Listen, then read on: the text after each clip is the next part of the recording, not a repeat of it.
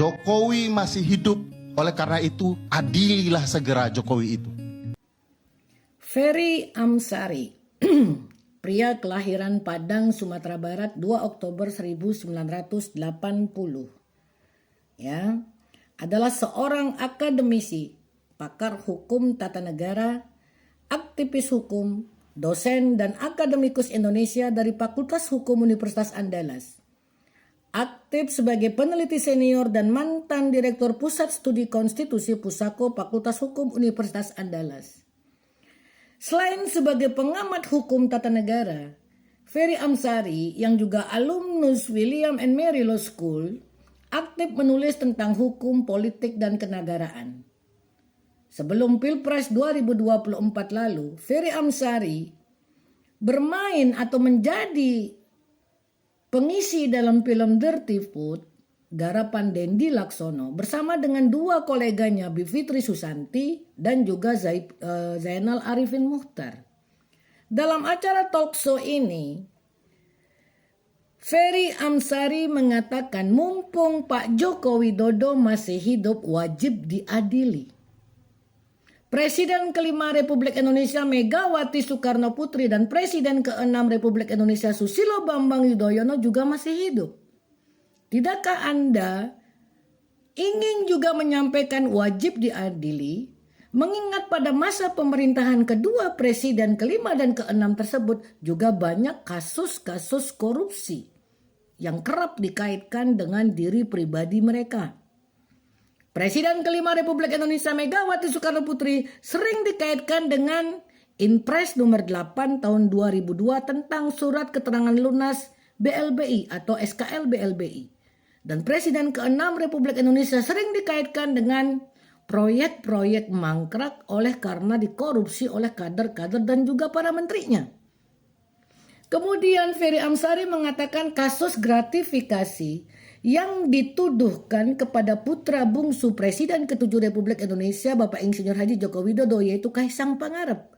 Ketika Kaisang Pangarep bertolak ke Amerika Serikat bersama-sama dengan istri beliau Ibu Erina Gudono.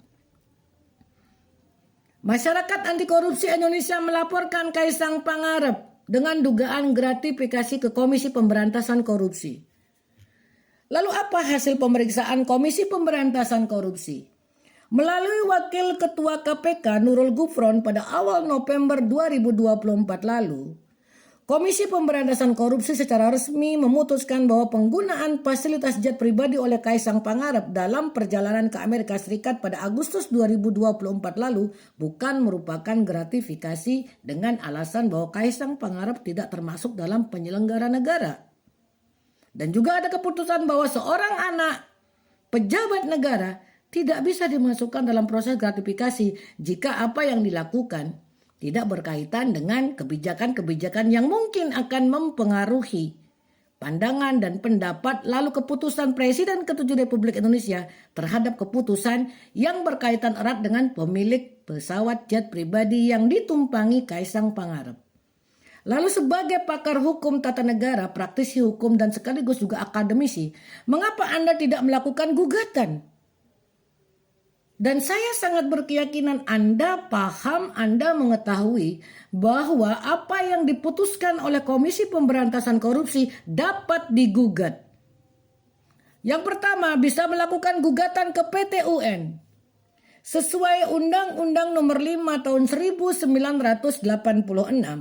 subjek yang dapat menggugat keputusan tata usaha negara termasuk keputusan KPK yang bersifat konkret, individual dan final adalah seseorang atau badan hukum perdata yang merasa kepentingannya dirugikan.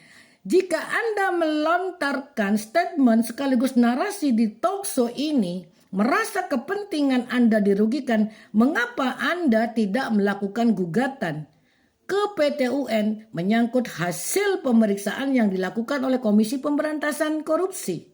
Daripada Anda sibuk bermain narasi muter-muter tidak jelas hanya di media talk show, mengapa Anda tidak menggunakan kepakaran Anda, keilmuan Anda untuk menggugat apa yang diputuskan oleh Komisi Pemberantasan Korupsi? Ada yang mengatur itu. Anda dilindungi oleh Undang-Undang Nomor 5 Tahun 1986.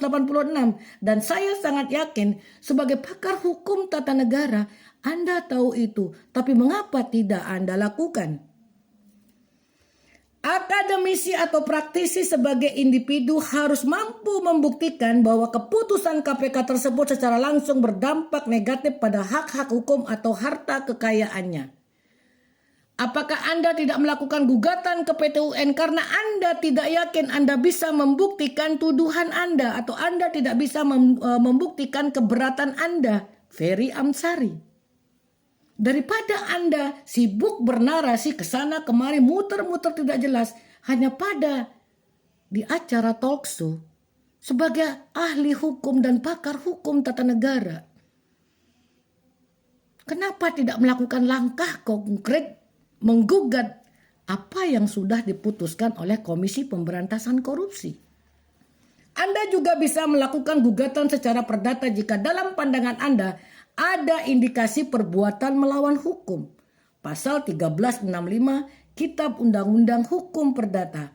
Atau Anda bisa melakukan uji materi ke Mahkamah Konstitusi. Begitu banyak peluang yang disediakan oleh negara dan hukum, tetapi mengapa tidak satupun Anda lakukan? Apakah Anda tidak yakin bisa membuktikan keberatan sekaligus tuduhan Anda? Ferry Amsari.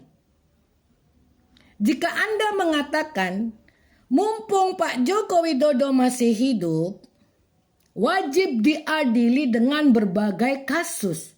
Tunjukkan kasus mana yang bisa menjerat Presiden ke-7 Republik Indonesia. Itulah yang membedakan antara manusia yang mengerti hukum, apalagi mendapat gelar pakar hukum tata negara, daripada tukang obat keliling, bos.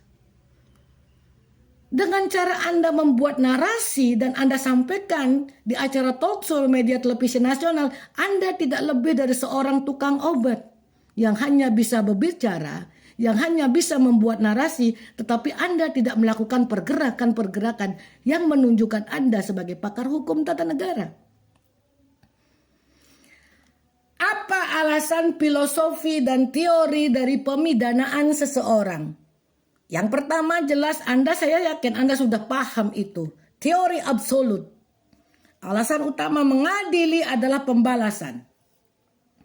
Pidana dijatuhkan semata-mata karena seseorang telah melakukan kejahatan. Lalu ada teori relatif, utilitarian.